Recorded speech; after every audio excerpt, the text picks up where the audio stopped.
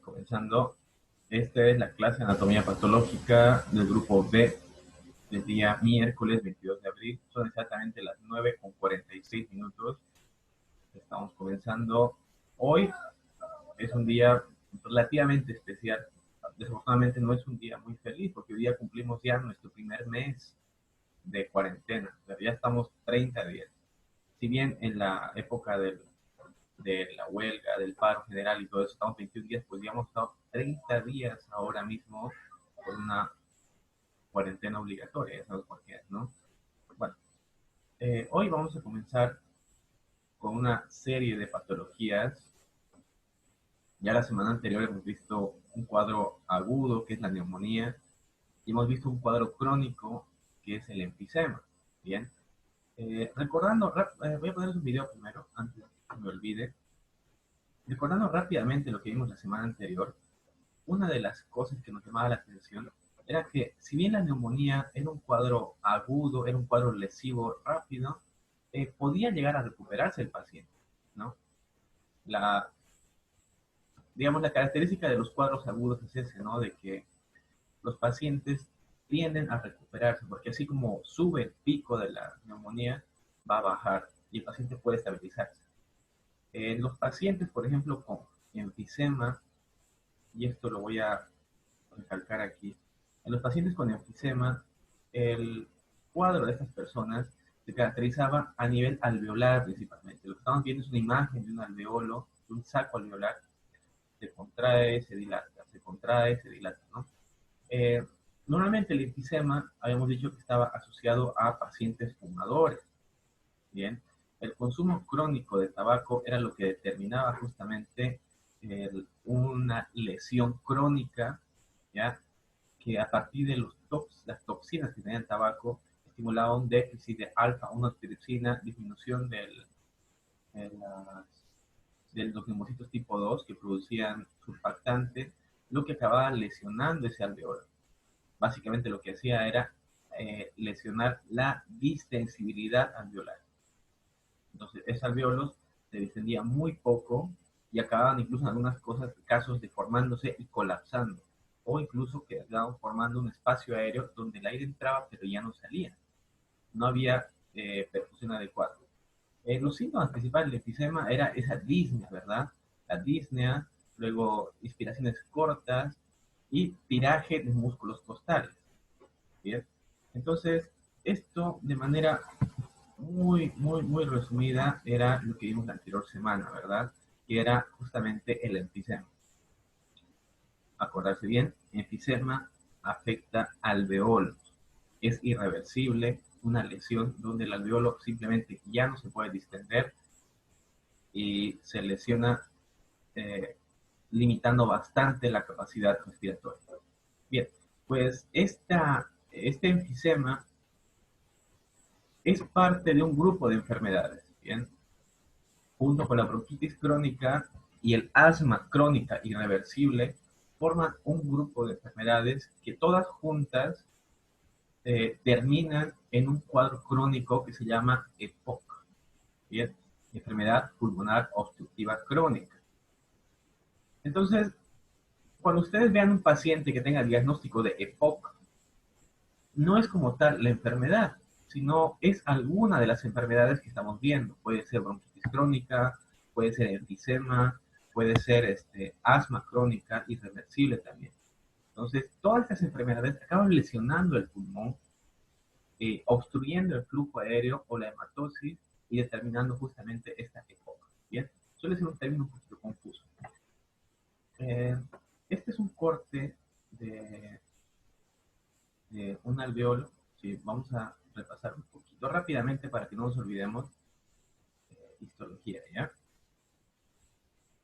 Ampliamos esto un poco. Aquí está. Esta es una foto, por ejemplo, que he hecho con mis alumnos de histología. Es una placa real que tenemos en el laboratorio y la tengo como parte de mi colección. Me gusta mucho esta placa porque es un corte exacto a nivel del lugar donde termina el bronquiolo y donde comienzan los alveolos. Todos los espacios que estoy marcándoles acá en amarillo, todos estos son mis alveolos, mis sacos alveolares, son miles que hay, ¿no? Eh, estos alveolos están separados por unos tipos de tabiques, ¿verdad? Esos tabiques o septus son estas líneas tan finitas, estoy marcándoles con amarillo, y entre medio, voy a marcar con rojo, estarían mis neumocitos tipo 2, ¿bien? Que serían los que producen surfactante. Aquí hay uno, aquí hay otro. El aire llega por este que estoy marcándoles, que es mi conducto bronquial. Este es un bronquiolo. Es la parte final, un bronquiolo terminal. Está rodeado por músculo liso, ¿bien? Músculo liso bronquial. Y por fuera, fíjense qué bonito se ve, tiene un corte de un cartílago, el cartílago bronquial. El cartílago es lo que lo protege, le da estabilidad para que no se colapse. Hacia adentro está el músculo liso bronquial. Y estas líneas que estamos viendo aquí, bueno, pues son mis células eh, eh, columnares, ¿bien? Células, vamos a llamar la capa mucosa, ¿bien? Esa capa mucosa tiene capacidad de secreción mucosa y además, si la ampliamos un poco más, esta parte de aquí del centro, nos vamos a fijar de que tiene cilios, unos cilios que movilizan la secreción mucosa. Esto es histología, básicamente, ¿no? Cartílago, músculo liso bronquial y hacia afuera nuestros espacios alveolares. Así de bonito se ve un bronquio. El aire entra por aquí, se disemina por todos estos alveolos, se intercambia y luego vuelve otra vez. En el paciente con enfisema, por ejemplo, si nos fijamos aquí arriba, voy a marcarlo. En el paciente con enfisema, estos tabiques alveolares que estoy marcándoles no están, básicamente. Todo este espacio empieza a llenarse de huecos. Aquí hay un espacio grande, aquí hay otro. Estos son pequeñitos. En el enfisema, la destrucción es total. Abarca grandes espacios alveolares y todos estos tabiques están rotos. Entonces el aire entra y no se va a intercambiar, básicamente. No ese es el problema del enfisema. Bien, lo vamos a ver después. Bueno, pues la EPOC afectaba varias partes, o era una definición que determinaba que podía haber lesión a nivel alveolar en el caso del enfisema o lesión a nivel bronquial en el caso de la bronquitis crónica. Son dos enfermedades diferentes que pueden venir las dos juntas o pueden venir por separado. Ambas determinan EPOC en el paciente. De manera general, la EPOC antes, aquí en Sudamérica, no era una causa importante de internaciones. De hecho, no había tantos pacientes con EPOC. En los últimos 10 años han aumentado bastante, no solamente por culpa del tabaco, sino por el aumento de la contaminación. El otro día estaba leyendo un artículo sobre la estadística en Brasil. La EPOC, sobre todo el enfisema, producido por consumo crónico de tabaco, antes era la octava causa de internación en Brasil. Ahora ha subido y es la cuarta causa de internación. Los pacientes pulmonares crónicos ya están subiendo lentamente. De aquí a unos 20 años más se cree que puede llegar a ser la primera causa, sobre todo por la contaminación y consumo crónico de tabaco. Aquí en Bolivia todavía no es una causa bastante común, pero sí está entre las primeras 10 enfermedades que requieren internación. ¿Bien? Entonces, ¿cuál es mi definición de EPOC? Es una enfermedad, bueno, más exactamente es un conjunto de enfermedades que se pueden prevenir y se pueden tratar. Algo que hay que decir al paciente siempre. Estas son cuadros irreversibles, no tienen cura. ¿Bien? Se pueden frenar o se pueden retrasar su avance, pero no se pueden curar. ¿Qué parte va a afectar? Pues vías respiratorias bronquiales, las vías, y también alveolos. ¿Y cuál es la causa principal? Pues bueno, agentes nocivos, contaminantes, tabaco, cualquier cosa que lesione de manera directa ese campo respiratorio. Mis factores de riesgo, ¿cuáles son? Pues justamente eso, ¿no? Contaminación, todo lo que entra por el pulmón va a inflamarlo de manera crónica, o puede ser que el paciente tenga predeterminación genética. Hemos visto en el enfisema, por ejemplo, de que había gente que nacía con un déficit congénito de alfa-1 antitrypsina. Esas personas que su cuerpo, no, su hígado no sintetizaba esta proteína, eran más proclives a desarrollar enfermedades pulmonares, como el enfisema. ¿Qué parte va a afectarse? Bueno, pues otra vez lo repetimos, es de manera general cualquier parte de la vía respiratoria, pero principalmente eran los alveolos y las vías respiratorias. ¿Cuáles son los culpables? Bueno, estos culpables pueden ser bastantes. Hay factores de riesgo que determinan en el paciente que pueda desarrollarlo. Por ejemplo, vivir en una ciudad como Santa Cruz, que es muy contaminada, el déficit congénito de alfa-maltodextrina como factor genético, por ejemplo. Eh, Hay algo interesante en esto. Estadísticamente y genéticamente, quienes tienen mayor riesgo de desarrollar enfermedades pulmonares son las mujeres a partir de los 55 o 50 años aproximadamente. Bien. Se dice que el factor estrogénico, el factor hormonal, las protege durante la juventud, pero empeora el cuadro en la disminución de estas hormonas durante la menopausia.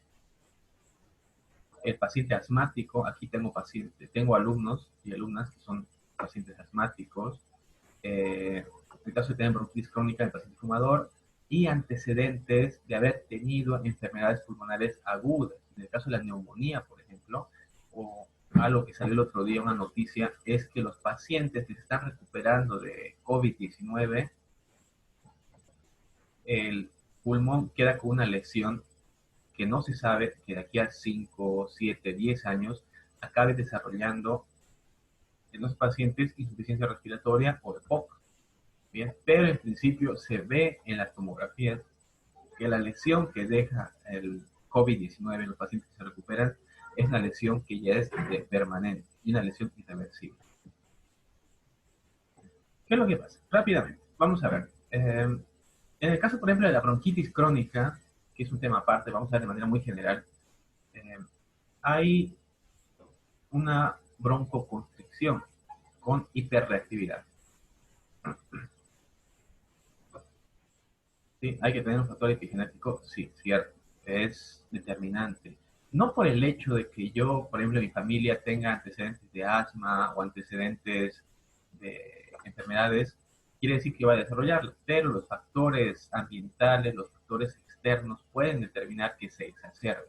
Y además de esto, antecedentes de enfermedades agudas con la neumonía o pacientes con tuberculosis también. De hecho, hay casos registrados de pacientes que se han recuperado de su cuadro de tuberculosis y después de eso han desarrollado bronquitis crónica.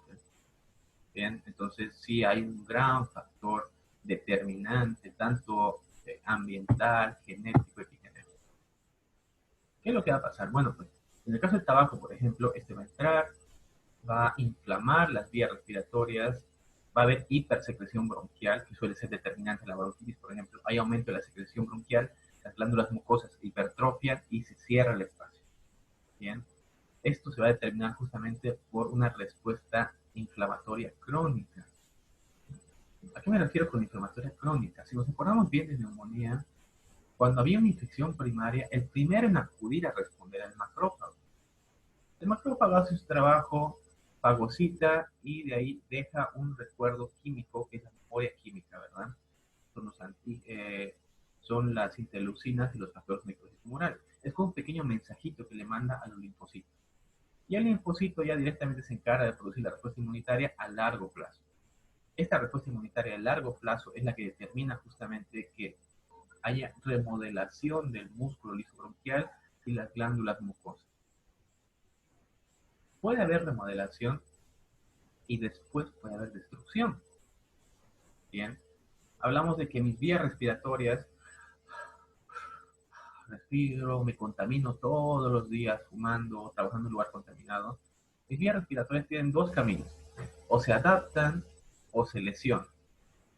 Si se adaptan, con el tiempo encontramos una metaplasia y esa metaplasia determinará justamente, pues no que determine procesos neoplásicos más adelante, o se lesionan. Al lesionarse, se cicatrizan y empiezan a formar esas fibras de colágeno que hemos visto, las fibras cicatrizales que remodelan el pulmón.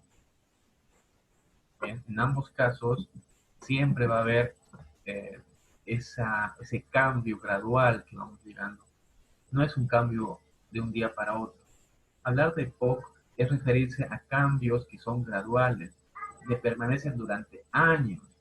Un paciente fumador para desarrollar EPOC tiene que pasar unos 15, 10, 15 años de trabajo constante para desarrollar la enfermedad. Bien. ¿Alguien tiene una pregunta?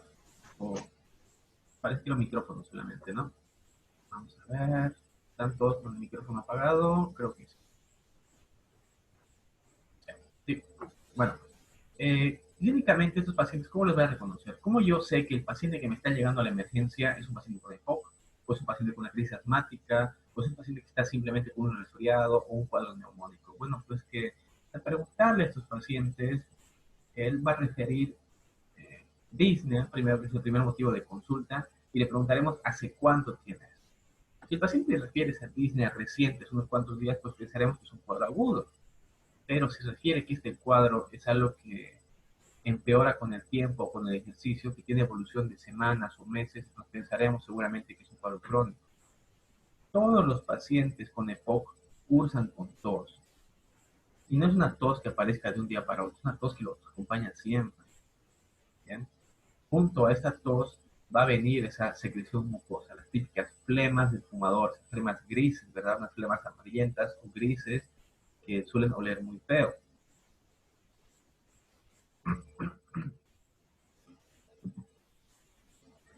Nosotros al observar al paciente ya lo reconocemos, ¿verdad? ¿Cómo reconozco a este paciente? Bueno, pues porque primero que nada, eh, la fases del paciente pulmonar va a ser bien diferente. Ejemplo, en el caso del enfisema, el problema estaba a nivel alveolar. El aire entra, pero no hace hematosis. ¿Bien? Entra muy poquito aire y ese poquito aire hace hematosis. Entonces, ¿qué va a pasar? Mi médula ósea se va a ver obligada a aumentar la producción de glóbulos rojos para que el poquito aire que logra entrar al alveolo, de hacer intercambio, lo trate de aprovechar al máximo. Resultado, pues el paciente se va a ver rojo, ¿bien? Es el llamado pink puffer. Es uno que no puede estar echado, porque el echarse le dificulta mucho más la respiración. Hay mucho tiraje costal, por eso el tórax es ancho de estos pacientes. ¿Bien? Entonces, acuérdense bien. El enfisematoso es rojo, bien marcado. El aire entra, bien por la vía bronquial, entra por los bronquios, pero no se intercambia adecuadamente porque el alveolo está incompetente. En cambio, en el paciente con bronquitis crónica, el problema no está en el alveolo. El, paciente, el problema del paciente está en los bronquios. Sus bronquios están tan cerrados como el asmático, por ejemplo, y el espacio por donde el aire va a pasar es mínimo. El alveolo todavía puede intercambiar aire, ¿bien? Pero no le está llegando aire porque el bronquio está cerrado, está muy limitada la ventilación. Como no le llega bastante aire, el paciente va a presentar disnea, pero además va a presentar cianosis. Estos son los blue blood. Estos blue, justamente es azul, respiradores azules se los llama, van a verse casi morados, se los ve, en los labios se los ve cianótico, las uñas se las ve cianóticas, presentan características muy particulares como por ejemplo las uñas tienen forma circular. Bien, esas uñas son circulares, se llaman uñas, dedos en palillo de tambor, o acropaquia también se la llama. Son uñas de color violeta que parecen circulares, o parecen la cristal de un reloj también. Bien. Aquí el problema, como hemos dicho, es que el aire no está entrando adecuadamente al alveolo. Por ende, no hay correcta hematosis, aumenta el uso de carbono circulante y obviamente pues va a haber cianosis en el paciente. Bien. ¿Cómo diferencio yo si mi paciente está ingresando realmente por un cuadro pulmonar o puede ser un cuadro escondido cardíaco, por ejemplo? ¿No? Bueno, pues en el caso de la EPOC hay antecedentes, ¿no? El paciente tiene que haber sí o sí tenido una exposición a algún agente lesivo respiratorio, fumador, trabajar con leña, es gente que está constantemente en contaminantes, eso sumado a su cuadro clínico. O el caso del asma, por ejemplo, que tengan presente un asma de larga evolución. Hablamos de cuadros de asma que son de aproximadamente 40, 45 años que empiezan a los 20, vamos, más de 20 años de evolución. Eh, ¿Qué otro paciente tiene riesgo de hacer cuadros pulmonares? Es el llamado core pulmonar o corazón pulmonar. en el caso de la insuficiencia cardíaca. Aquí les hago una pregunta a todos. ¿Cuál de las dos, en este caso, por ejemplo, hablamos de insuficiencia cardíaca que determina cuadros pulmonares? ¿Estaremos hablando de insuficiencia cardíaca derecha o insuficiencia cardíaca izquierda? Derecha. Derecha. ¿Por qué será la derecha? Derecha. Por cuenta de la circulación pulmonar. Bien, aquí hacemos vamos a hacer una pequeña pausa, ¿ya? Para que charlemos un poco. Eso es un poquito más sí, es correcto, es derecha, sí. Pero el paciente con EPOC, con bronquitis crónica, acaba desarrollando insuficiencia cardíaca derecha. Bien. Y aquí surge la pregunta, ¿por qué el paciente con... Miren, esta pregunta puede ser de examen, la voy a escribir, ¿ya? ¿Por qué el paciente con EPOC acaba desarrollando insuficiencia cardíaca derecha? Esa pregunta, ¿bien? ¿Por qué un paciente con EPOC, ya sea bronquitis crónica, sea enfisema, sea asma crónica de larga evolución, acaba desarrollando insuficiencia cardíaca derecha? ¿Qué mecanismo pasa para que el corazón también sea afectado en este caso? Es una cadena de muchos eventos, pero vamos a tomarnos unos 30 segundos para tratar de valorar la respuesta, ¿ya? Y alguien quiera dar una respuesta, pues la hace.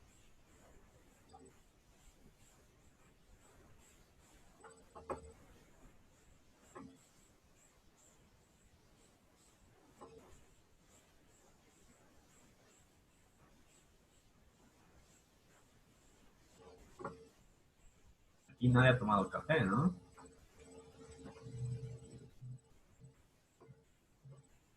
Tengo mi pizarra acá. Vamos a dibujar un corazón.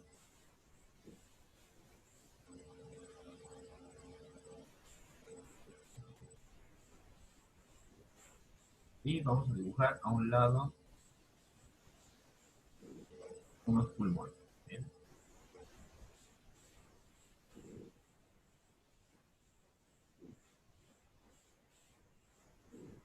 Este es un pulmón y este es otro pulmón. Ya, mis pulmones están dibujados mal, pero hoy nos vamos a ir. El encargado de mandar sangre a los pulmones va a ser justamente el ventrículo derecho. Vamos a dibujar aquí. Bien. El ventrículo derecho se encarga de mandar sangre a los pulmones por la arteria pulmonar. ¿Cuál es el problema acá? En el paciente con bronquitis crónica, por ejemplo, el flujo aéreo está muy limitado.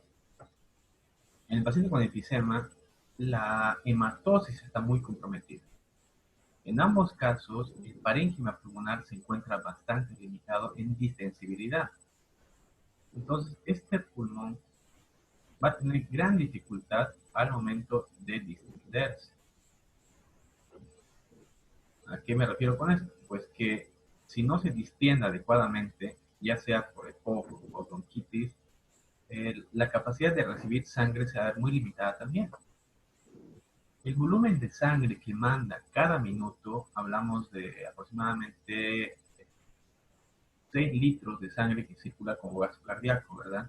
Cada latido, cada contracción envía aproximadamente 70 ml de sangre. Bien. El, el pulmón tiene que recibir con cada contracción 70 ml de sangre a cada lado. Bien, perdón, a los dos lados, 35 ml cada uno. Puede parecer poquito, pero una contracción, dos contracciones, 80 por minuto, hablamos de bastante sangre, ¿verdad? Entonces, si este pulmón no es capaz de recibir esa sangre, no es capaz de recibirla para adecuarla y hacerla el intercambio gaseoso, pues el ventrículo se va a ver obligado a empujarla con más fuerza. Entonces, la primera cosa que vamos a ver va a ser un ventrículo derecho que se va a sobrecargar. Tiene que trabajar bastante, ¿no? Entonces, lo primero que vamos a encontrar va a ser una hipertrofia ventricular derecha. ¿Esta hipertrofia será concéntrica o será excéntrica? Concéntrica. Va a ser una hipertrofia concéntrica. Este ventrículo, este ventrículo se va a llenar, ¿bien? Entonces, va a ser grueso, va a ser un ventrículo fuerte, lo que va a obligar que el espacio que hay del ventrículo se haga más chiquito. ¿Bien? Y aquí es donde surge el problema. Si el espacio que el ventrículo tiene para expulsar sangre es pequeño, en lugar de mandar 35 ml a cada pulmón, va a empezar a mandar 20, 15 ml más o menos. Y eso tampoco va a ser suficiente. ¿Por qué? Porque nosotros necesitamos que cada pulmón se oxigene con 35 ml, pero no va a ser suficiente. Lo que va a estimular que en segunda instancia mi frecuencia cardíaca aumente. Estos pacientes son pacientes que van a presentarse cansados todo el tiempo. ¿Por qué? Porque su corazón está trabajando extra. Está haciendo frecuencia cardíaca todo el tiempo. Suben las gradas y ya están cansados. ¿Por qué? Porque ese ventrículo derecho está trabajando a full para llenar de oxígeno de sus pulmones, para que haya un buen intercambio gaseoso, ¿no? Eh, el tercer evento que vamos a encontrar ya después de muchos años es de que este ventrículo, al no ver capacidad de enviar la sangre suficiente, no hay un buen retorno. Entonces la cantidad de sangre que está llegando por las aurículas oxigenada también va a ser poca. Va a estimular que el ventrículo izquierdo también se adapte a eso. Pero hay que acordarse de que a la aurícula le da completamente igual. La aurícula simplemente es una bomba que manda sangre todo el tiempo. Entonces la aurícula todo el tiempo sigue enviando sangre, sigue mandando sangre, aunque el ventrículo no sea capaz de mandarla toda. ¿Cuál es el problema acá? Pues que lentamente este ventrículo no va a ser capaz de expulsar sangre a la vez que retiene. Entonces va a empezar a llenarse la sangre que hay. Nos referimos a que ya no va a ser una hipertrofia concéntrica. En este caso sería una hipertrofia, ¿cómo se llama esta? En que el ventrículo se hace grande pero con paredes delgadas y la sangre empieza a acumular. Excéntrica. Una hipertrofia excéntrica. Este ventrículo ya no es capaz de expulsar sangre porque sus paredes son muy finas. Se convierte en una bolsa de sangre. Bien, eso aquí en principio era concéntrica y ahora va a ser una hipertrofia ventricular derecha excéntrica. Bien, ¿por qué? Porque el ventrículo no va a ser capaz de expulsar la sangre. Se empieza a acumular, acumular, acumular. El pulmón tampoco es capaz de hacer una correcta hematosis y la sangre que llega a la aurícula, que tenía que llegar sangre oxigenada, es muy pobre, llega muy poca sangre. Entonces, al llegar muy poca sangre, el ventrículo izquierdo, esa poquita sangre tiene que esforzarse en mandarla. Entonces, también hay taquicardia para compensar eso. Y el ventrículo izquierdo, con los años, también va a ser hipertrofia concéntrica porque trabaja mucho, se va a acabar agotando y va a ser hipertrofia excéntrica. La insuficiencia cardíaca derecha va a conducir a una insuficiencia cardíaca izquierda. ¿Todo por qué? Porque a este paciente le encanta fumarse un cigarrito en la mañana al despertarse. Bien, una pregunta que me hacían antes, y es una pregunta que todavía plantea dudas, es ¿qué es primero? ¿La EPOC conduce a insuficiencia cardíaca derecha o la insuficiencia cardíaca conduce a una EPOC? Bien, aquí estamos viendo que por lo general en pacientes pulmonares primero se presenta su cuadro crónico que es la EPOC, que determina después, en cuarto lugar en último, una descompensación y una insuficiencia cardíaca derecha. Bien, toda esta secuencia de hechos va a determinar que el corazón también acabe comprometiéndose y fallando completamente. Bien, ahí está el problema principal de todo esto. Es una cadena de larga, de muchos hechos, y esta es una evolución que no pasa en un día o dos, pasa a lo largo de 10, 15 años. Durante esos años, el paciente también puede llegar a presentar hipertensión, puede llegar a presentar hipertensión pulmonar derecha también. Me preguntan, no sé, bien. Entonces, ¿se pueden acordar de eso? No es algo que nosotros veamos y memoricemos, es simplemente razonamiento. Si recordamos un poco de fisiología cardíaca, empezar a pensar en estos factores pulmonares, pues va a ser lo mismo. Bien.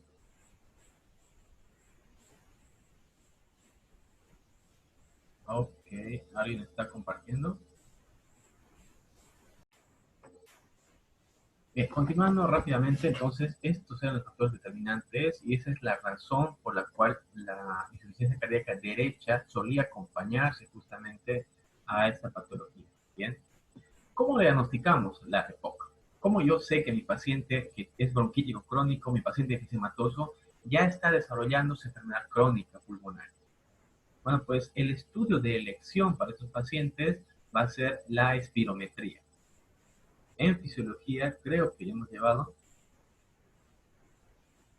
¿En qué consiste una espirometría? Rápidamente vamos a recordar bien. Es un estudio donde el paciente agarra un tubo y empieza a soplar. Hace un estudio de casi media hora que valora un montón de factores. Vamos a tomar en cuenta dos principalmente. ¿Ya? El volumen expiratorio forzado en el primer segundo y la capacidad vital forzada. Se hace un cociente entre ambos y en base a ese cociente que nos salga en porcentual, si es menor a 70% o a 0.7, depende del tipo de cálculo que haga, determinamos si el paciente tiene o no tiene patología pulmonar crónica. Recordando rápidamente, volumen expiratorio forzado en el primer segundo es la cantidad de aire que yo voy a exhalar durante el primer segundo. Normalmente suele ser el 80% de lo que inspiro. Por ejemplo, yo hago esto, meto 2 litros de aire. El 80% de 2 litros sería más de 1 litro 700 más o menos de aire. En el primer segundo tenía que ser capaz de expulsar todo eso. En el primer segundo expulso casi todo y el restante 20% lo expulso en los restantes segundos, ¿ya? Tengo una pregunta. Tener una de las enfermedades que hacen parte de la EPOC no significa que el paciente ya tenga EPOC. No.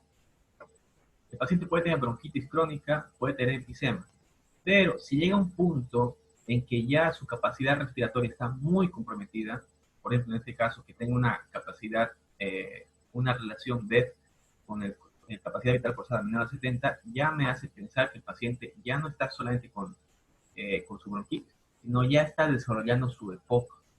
¿Bien? Es un concepto bien raro, ¿ya? EPOC no es una enfermedad, sino es el fondo de muchas enfermedades pulmonares. Así como la insuficiencia cardíaca, por ejemplo, la insuficiencia cardíaca no es una enfermedad como tal, sino es el fin de muchas patologías. Por ejemplo, la insuficiencia cardíaca es como terminan los pacientes hipertensos, es como terminan los pacientes con valvulopatías, con aterosclerosis, pacientes postcardíacos como los infartos. Insuficiencia cardíaca es la incapacidad de trabajar del corazón. Cuando el corazón ya no consigue empujar sangre suficiente como para satisfacer al cuerpo. Bueno, pues la EPOC viene siendo algo parecido. Bien, es el fondo del barril. Es como terminan los pacientes pulmonares crónicos. EPOC significa que el paciente ya tiene un cuadro, uno, que es irreversible, segundo, que compromete seriamente su ventilación, es decir, que sus pulmones ya no trabajan adecuadamente para satisfacer la necesidad de oxígeno del cuerpo. Por eso le llamo fondo del barril. Y para llegar a tener EPOC, normalmente hay que tener una enfermedad previa pulmonar. Bien, puede ser una enfermedad como la bronquitis, puede ser una enfermedad como el asma, como el enfisema, ¿cómo se llaman? Las bronquiectasias, antecedentes de neumonías, por ejemplo, que no se curan adecuadamente o comprometen mucho al paciente y que acaban desarrollando igual insuficiencia respiratoria. Bueno, a eso se refiere EPOC. Es un concepto un poquito raro, debería llamarse simplemente insuficiencia respiratoria, ¿verdad? Así como, por ejemplo, insuficiencia cardíaca se refiere al fondo de muchas enfermedades. Pero, para que no haya confusión, insuficiencia respiratoria se refiere a los cuadros agudos por lo general y la EPOC se refiere a los cuadros crónicos. Continuando, bueno, pues hablamos de que la espirometría era el factor determinante. Yo a mi paciente le hago soplar en la máquina y ya determino en qué grado de daño está. clínicamente, mi paciente, yo voy a saber que tiene una enfermedad crónica irreversible, ¿ya? Si presenta una disnea constante, segundo, una tos persistente que no se le va o aparece por ciertos periodos, pero es productiva, y esa producción, esa expectoración, va a tender a ser mucosa, ¿bien? Mucosa transparente o gris, muy, no fétida siempre, pero sí va a ser bastante molesta en el paciente. Aparte de eso, tengo que valorar, ¿no? Sus factores de riesgo, su historia clínico. ¿Cómo los clasificamos? Bueno, pues en base a mi EPOC hay un montón de clasificaciones para estos pacientes. Hay muchas, muchas. No vamos a entrar mucho en detalle. Vamos a hablar, por ejemplo, de la espirometría, que es el estudio de elección que tenemos que hacer. ¿En qué momentos, y esto es pregunta de examen, por cierto, en qué momentos no puedo hacer la espirometría? La espiro es un estudio donde el paciente tiene que hacer un esfuerzo, porque nosotros lo que medimos no es la manera en que respira normalmente, sino valoramos su esfuerzo máximo del paciente. Entonces, ¿en qué condiciones va a estar contraindicada la espirometría? Neumonía, Eso en general, muy bien. ¿Qué más? una crisis de asma. Asma aguda. Ahí está. Vamos a parar un ratito antes de que terminemos la primera parte. Dígame, ¿por qué en el caso de neumonía estaría contraindicada hacer una espirometría? ¿Por qué a un paciente con cuadro neumónico no le puedo hacer?